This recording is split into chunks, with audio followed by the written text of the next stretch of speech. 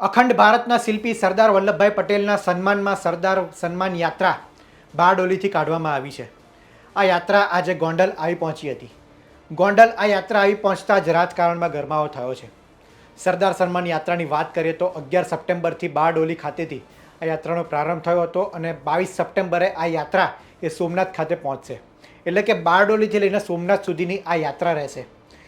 ભરૂચથી વડોદરાથી અમદાવાદ થઈને આ યાત્રા આજે ગોંડલ આવી પહોંચી છે અને ગોંડલમાં આ યાત્રા પહોંચતા રાજકારણમાં ગરમાવો રહ્યા વગર રહે નહીં. આ યાત્રામાં જીગીસા પટેલ સહિત પાટીદાર આગેવાનો જોડાયા હતા અને ગોંડલ આવી પહોંચતા એ ગણેશ ગોંડલ, જયેશ રાદડિયા, અલ્પેશ ધોળડિયા સહિત ભાજપના આગેવાનોએ આ યાત્રાનું સ્વાગત કર્યું હતું, સન્માન કર્યું હતું.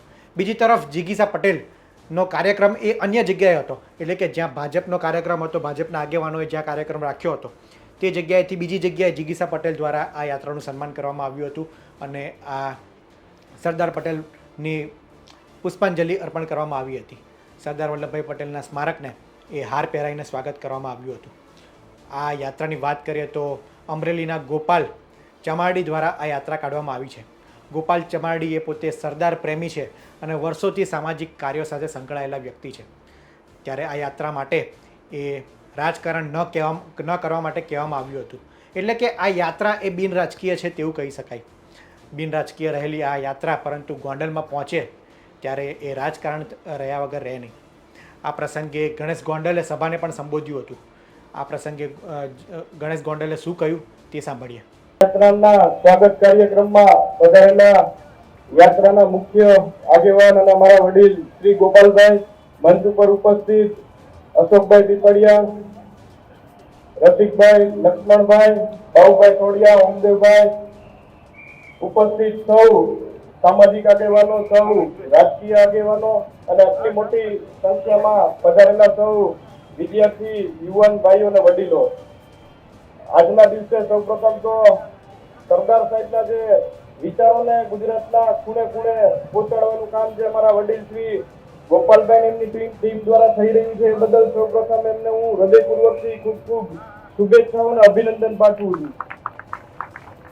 એની સાથે સરદાર સાહેબના જે વિચારો હતા કે એક ભારત બને, દરેક જ્ઞાતિ જાતિના લોકો એક થઈ અને ભારતને આગળ વધારે, આ વિચાર ધારા સાથે ગોંડલની અંદર પણ તમામ સમાજના લોકો જ્યારે એક થઈ અને રહે છે. આ યાત્રાનું સ્વાગત કરવા માટે પણ ગોંડલના 18 વર્ણના લોકો, હિન્દુ સમાજ, મુસ્લિમ સમાજથી માંડી તમામ લોકો જે રીતે પૂરા હર્ષ, ઉમંગ ને લાગણી સાથે વધારેલા છે એમનો પણ હું હૃદયપૂર્વકથી ખૂબ ખૂબ આભાર વ્યક્ત કરું છું.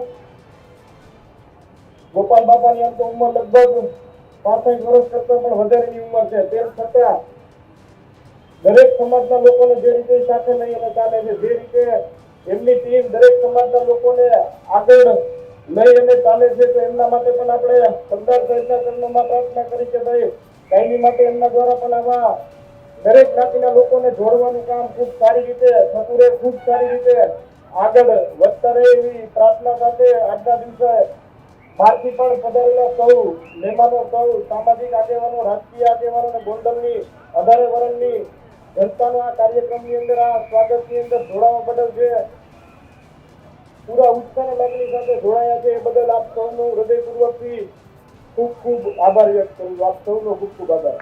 ગણેશ ગોંડલે કહ્યું કે ગોપાલ ચમાડી જેમણે આ યાત્રા કાઢી છે તેઓ સરદાર પ્રેમી છે અને વર્ષોથી તેઓ આ કાર્ય સાથે સંકળાયેલા છે અને આ ઉંમરે પણ તેઓ આ યાત્રા કાઢે એ ખુશીની વાત છે અને તેમણે વખાણ કર્યા હતા. બીજી તરફ જીગીસાબેન પટેલ સહિત પાટીદાર આગેવાનોનો કાર્યક્રમ એ રાજકોટ ગોંડલમાં અન્ય જગ્યાએ હતો, એટલે કે જ્યાં આ કાર્યક્રમ યોજાયો ભાજપના આગેવાનોનો અને ગણેશ ગોંડલનો, તેનાથી બીજી જગ્યાએ જીગીસા પટેલનો એ કાર્યક્રમ યોજાયો હતો. આ યાત્રા હવે ધીમે આગળ વધશે અને 22 સપ્ટેમ્બર એટલે કે નવરાત્રિના દિવસે એ સોમનાથ ખાતે પહોંચશે, જ્યાં યાત્રાની પૂર્ણાહુતિ થશે. આગામી સમયમાં આ યાત્રામાં શું થાય છે, ક્યાં ક્યાં કઈ રીતનું વાતાવરણ રહે છે તે જોવાનું રહ્યું.